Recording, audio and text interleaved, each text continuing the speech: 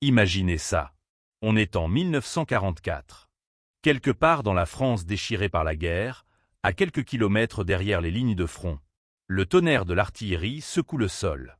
Et dans une grange aménagée à la lumière d'une lampe à pétrole, une jeune infirmière ouvre un petit journal en cuir. Ses mains sont tachées de sang. Ses yeux sont creux. De l'insomnie.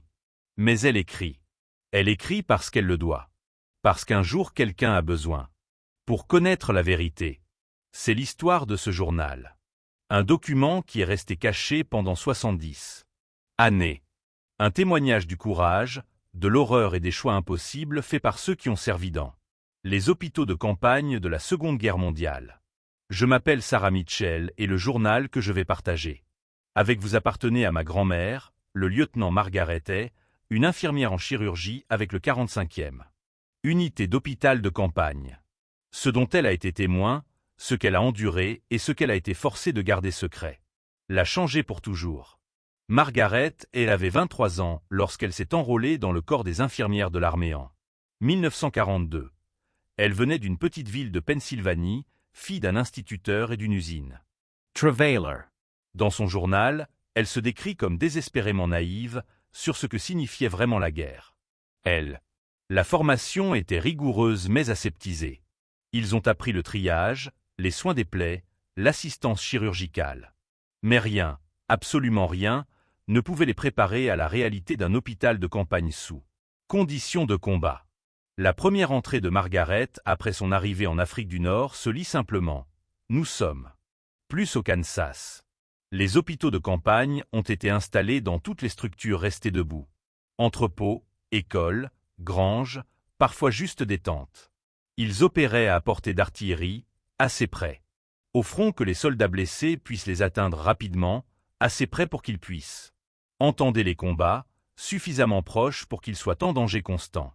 En une entrée de décembre 1943, Margaret raconte sa première nuit de service. Les blessés sont arrivés par vagues. Pas des soldats. Plus maintenant. Juste des garçons brisés qui crient pour leur mère. Nous avions 40 lits. Nous avons traité 120 hommes qui. Nuit. Le sol était glissant de sang. On a manqué de morphine à minuit. J'ai tenu la main du garçon. Pendant qu'il est mort. Il avait 19 ans.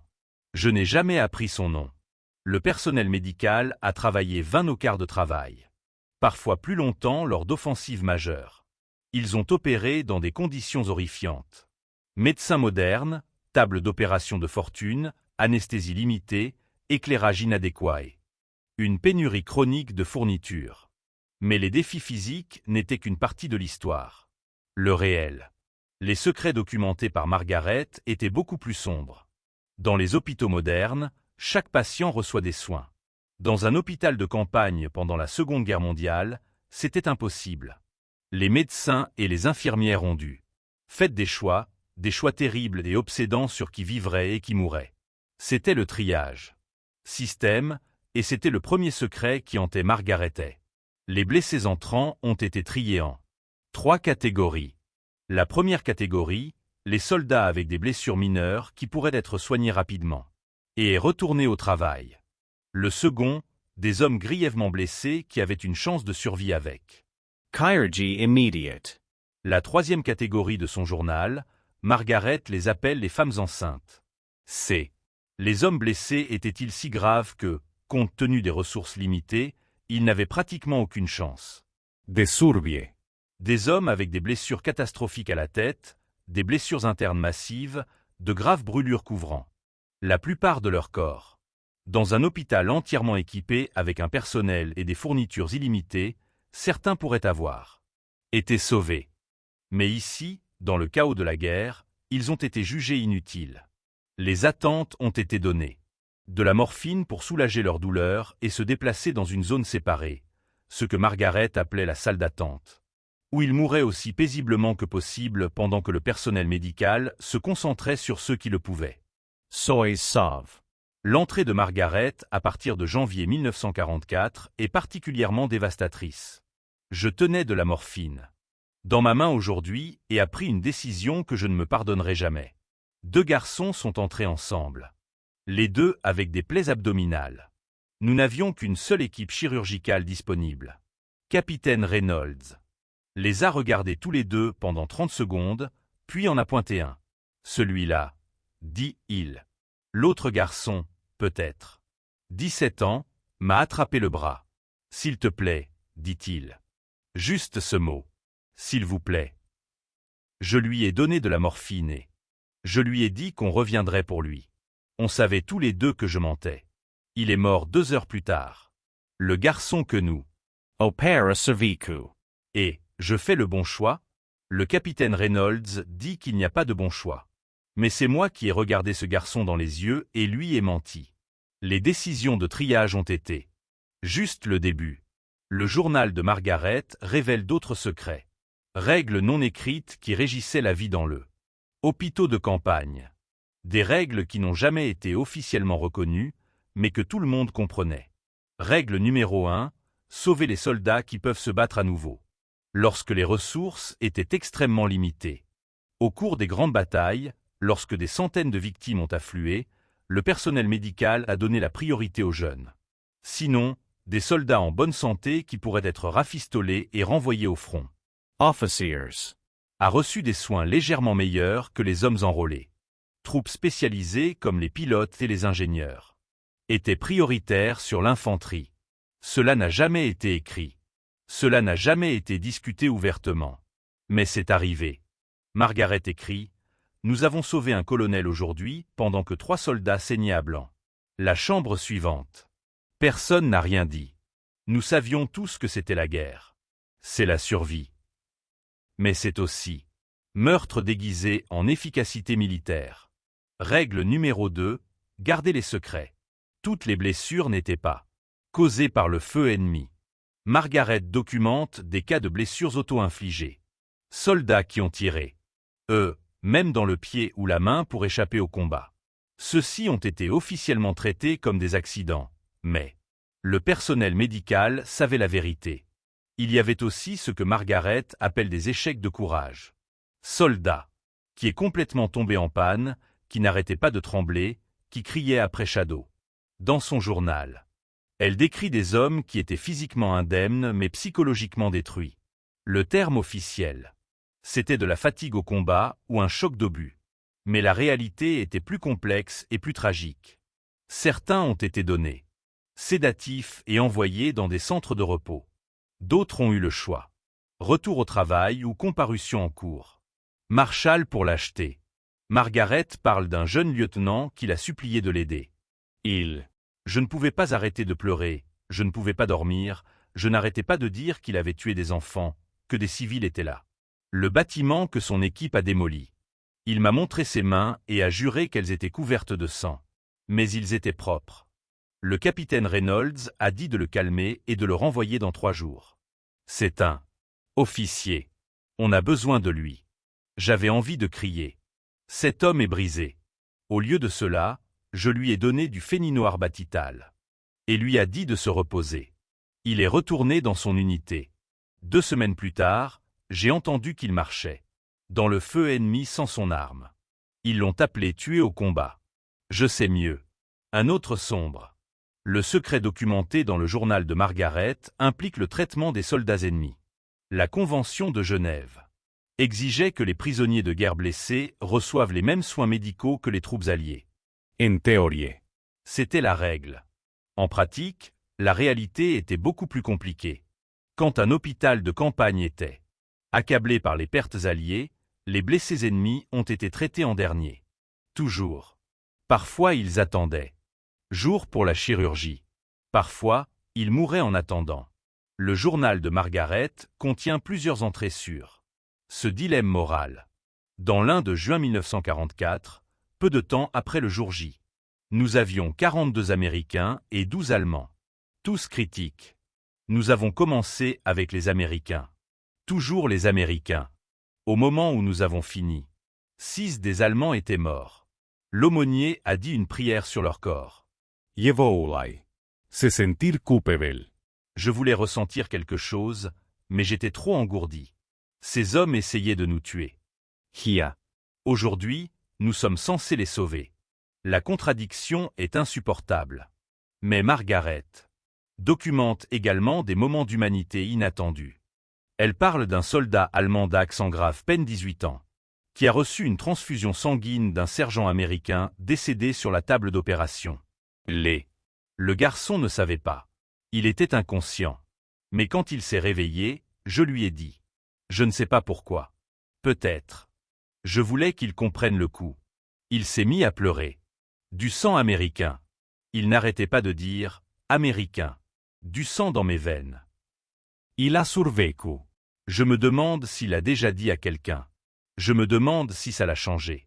Il y a également eu des cas de personnel médical refusant de soigner certains prisonniers, officiers SS, ou des soldats soupçonnés de crimes de guerre. C'était contraire à la réglementation, mais Margaret note que c'est arrivé. Et que les officiers regardent parfois de l'autre côté. Nous sommes censés être des guérisseurs, écrit-elle, mais nous le sommes. Aussi les humains et les humains gardent rancune même contre les mourants. Au début de 1945, Margaret avait été servir dans des hôpitaux de campagne pendant plus de 2 ans. Ses entrées de journal de cette période sont plus courtes, plus sombres, de plus en plus fragmentées. L'exposition constante à la mort et à la souffrance a fait des ravages. Tout le monde. Le personnel médical a développé ce que nous reconnaîtrions maintenant comme un ESPT, des cauchemars, des émotions. Engourdissement, difficulté à former des connexions. Margaret écrit à propos des infirmières qui ont commencé à boire beaucoup. Des médecins qui faisaient des erreurs parce qu'ils étaient trop épuisés pour penser droit, des membres du personnel qui avaient panne complète et ont été tranquillement réaffectés. Elle révèle également l'existence de ce qu'elle appelle La Mercy Room. C'était une pratique non officielle dans certains hôpitaux de campagne, une zone distincte où les cas les plus désespérés ont reçu des doses mortelles de morphine pour mettre fin rapidement à leur souffrance. C'était l'euthanasie. C'était illégal et cela n'a jamais été officiellement reconnu. Entrée de Margaret. À partir de février 1945. Le capitaine Reynolds m'a demandé de mettre à l'aise un garçon souffrant de brûlures à plus de 90%. Corps. On savait tous les deux ce qu'il voulait dire. Je me tenais là avec la morphine, mes mains tremblaient. Ce garçon était conscient à l'agonie, nous suppliant d'y mettre fin. Nous n'avions aucune greffe de peau, aucun moyen de le sauver. Il aurait mourir en quelques jours dans une douleur indicible, ou il mourrait paisiblement en quelques minutes. J'ai administré la dose.